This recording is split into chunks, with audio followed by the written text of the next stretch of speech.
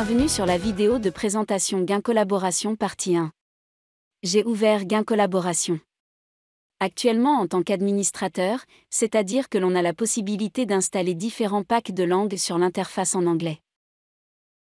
Et l'interface se modifie en conséquence. Actuellement, j'ai installé l'anglais, l'espagnol, le français et l'allemand. Mais, on peut aussi installer le tchèque, le polonais et le pack de langue chinois.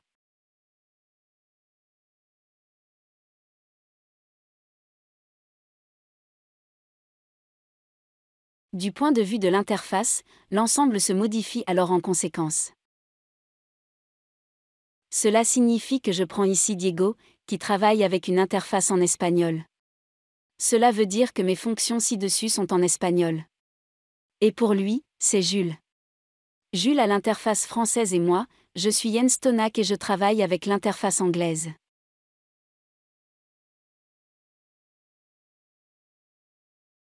Cela signifie que je voulais simplement montrer qu'il est possible de modifier l'ensemble en tant qu'administrateur et d'avoir ainsi une interface qui, dans le meilleur des cas, peut être affichée dans ma langue natale. Nous arrivons donc à l'interface. C'est-à-dire, comment est structuré l'ensemble. J'ai ici en haut une barre d'outils qui contient mes commandes ou une partie des commandes que j'utilise tous les jours. Ici, à droite, je vois mon masque de données ou mon masque de documents, grâce auquel je peux aussi effectuer une recherche ciblée.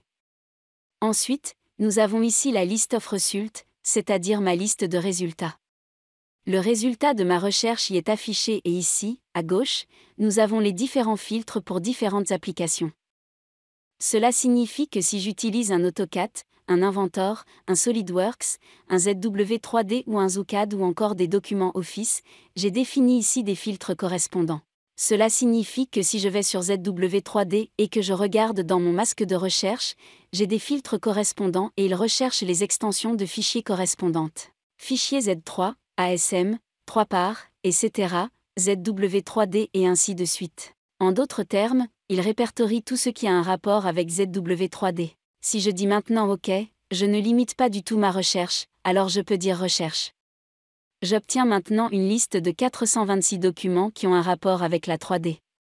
Il y a des pièces, il y a des dessins, il y a, si je continue à faire défiler, d'anciens fichiers Z3, il y a un plan FAO, il y a des assemblages. Et ainsi de suite. Ces symboles me permettent de savoir de quel type de document il s'agit. Et je peux bien sûr aussi dire ici sur la page que je ne veux chercher que des dessins. Seuls les dessins ZW3D sont alors répertoriés. On le voit ici dans le champ de recherche, là, il est écrit ZW3D Drawing, donc ce ne sont que des documents de dessin qui sont listés ici. Et bien sûr, je peux aussi faire une recherche beaucoup plus ciblée. C'est-à-dire que si je cherche, par exemple, ADA et que je dis Search, il va me lister tous les documents ZW3D, parce que j'étais ici sur le filtre, qui ont quelque part ADA dans la désignation. Ou, non 1. Il y a la plaque d'adaptation, il y a l'adaptateur. Et dans ma liste de résultats, tous les documents qui ont un rapport avec A apparaissent. Donc l'étoile devant, l'étoile derrière signifie qu'il peut y avoir quelque chose devant ou derrière. Je pourrais filtrer encore une fois ces enregistrements qui sont maintenant listés ici. Et donc, si je veux dire que je veux aller ici sur les filtres de colonnes et dire « Affiche seulement ceux qui ont MP ». Cela veut dire qu'il cherche ici les termes qui apparaissent et qu'il offre la possibilité de les filtrer. Cela signifie que je ne trouve maintenant que les manufacturing parts. Et c'est à cela que servent ces colonnes de filtres. Je peux bien sûr aussi faire une recherche combinée, et ainsi de suite. C'est-à-dire que si je vais ici et que je dis « Recherche MP », je ne trouve que les « MP » avec ADA dans la désignation. Oui, d'accord, ici à gauche, voyons, je vais passer par là. Ce sera peut-être un peu plus clair. Je vais voir si nous avons tous les contenus, oui, nous avons tout. C'est-à-dire qu'ici, j'ai par exemple, un document qui a une boule jaune. Une boule jaune signifie que c'est en cours, donc en développement. Ensuite, il y a ici, eh bien, prenons celui-là, voilà. Il y a une boule bleue. Cela signifie qu'un document est en cours de révision. Il est donc actuellement en cours de modification. Il s'agit d'une version de ce fichier pour laquelle il existe déjà une version plus récente, à savoir celle avec l'index A. Elle n'est pas encore publiée. Mais ce n'est pas encore validé. Valider signifie coche verte, c'est ce que nous voyons ici. Cela signifie que le document est validé, donc qu'il y a une coche verte. Ainsi, je vois tout de suite dans la liste des résultats, OK. Est-ce un document actuel? Est-ce que c'est encore en cours? Est-ce que c'est déjà publié ou est-ce que ce n'est pas valable? C'est-à-dire qu'ici, c'est ça, il y en a encore un avec un point d'exclamation rouge. Il n'est pas valable. Et donc, comme je l'ai dit, je peux voir concrètement tout de suite dans la liste des résultats. Quel est le statut de ce document? Je l'enlève encore une fois. Juste pour voir, OK, ils sont validés, pourquoi ne sont-ils pas valides? De cet ensemble de données ici, du 9-4-9A, il y a un index plus récent. C'est le B, et il est déjà validé. Bon, voilà pour la liste des résultats. Dans ces résultats, j'ai aussi la possibilité de regarder ce qu'on appelle les fichiers neutres par exemple. Voyons cela. C'est bien sûr extrême. J'ai ici une fois un fichier DWG comme fichier neutre, une fois un fichier DXF comme fichier neutre et une fois un fichier PDF. J'ouvre le PDF, il est donc créé automatiquement. Dans ma configuration, lorsqu'un dessin est validé, ces formats neutres sont automatiquement créés. Cela signifie que je n'ai pas besoin de faire quoi que ce soit. Dès que je valide un dessin, le format de fichier que j'ai défini est automatiquement généré. Comme je l'ai dit, dans ce cas, il s'agissait d'un fichier DWG, DXF et PDF. De nombreux clients n'utilisent qu'un fichier PDF pour les dessins. Mais certains veulent aussi des données DXF. Et je peux donc le régler en conséquence. Pour mon modèle 3D, on peut voir, j'ai, par exemple ici un fichier STEP qui est créé automatiquement avec la validation du modèle. Ainsi, mon collègue du service des achats, par exemple, peut accéder à Gain Collaboration. Il voit que, d'accord, je dois demander des offres pour ce fichier ou ce composant, car il est fabriqué en externe. Et il peut ensuite utiliser le fichier PDF et le fichier de piquage directement à partir du système pour ses demandes, pour les envoyer à n'importe quel fournisseur. En tant que concepteur, il n'a pas besoin de me demander ça. Au contraire, comme je l'ai dit, tout se fait automatiquement, et il est garanti que ces documents sont toujours à jour, parce que cela se fait automatiquement en arrière-plan via ce que l'on appelle un serveur de tâches. Voilà pour la recherche, les informations des différents documents, et ainsi de suite. Si je regarde à nouveau le fichier ici, nous avons encore d'autres informations.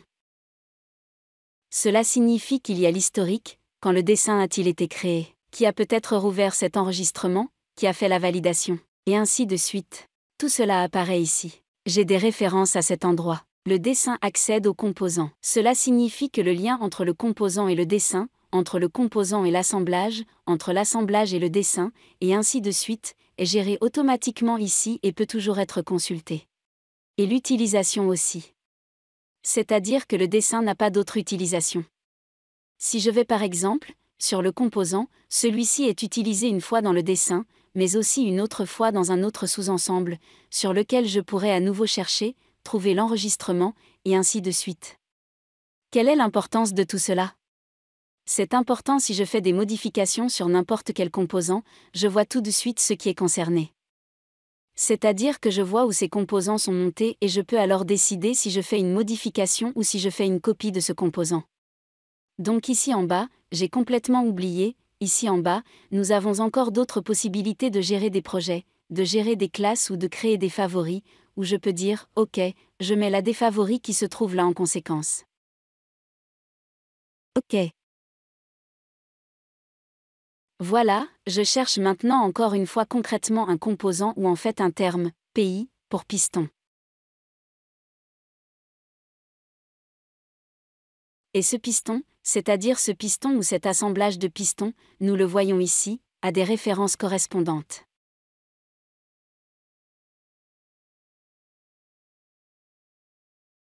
En d'autres termes, différents composants sont intégrés dans cet ensemble piston assembly. Le piston lui-même, les segments de piston, le circlip, la bielle. Et ainsi de suite.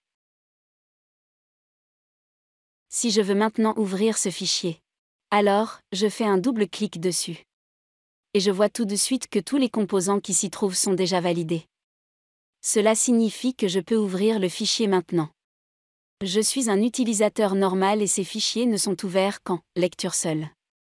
Cela signifie que je n'ai pas de droit de modifier ces fichiers. Je ne peux pas non plus prendre le droit d'écriture, parce que tous ces composants sont validés. Et par conséquent, je ne peux rien y changer. Je ne peux pas sauvegarder le fichier ou quoi que ce soit d'autre. Si je vais ici maintenant, je peux certes cliquer dessus, mais je n'ai pas le droit. C'est interrompu. Je ne peux pas y accéder. Dans ZW3D, j'ai aussi ma barre de collaboration gain. Cela signifie que je peux dire « Je veux me connecter au serveur, qui suis-je en ce moment ?» Normalement, je peux le faire automatiquement.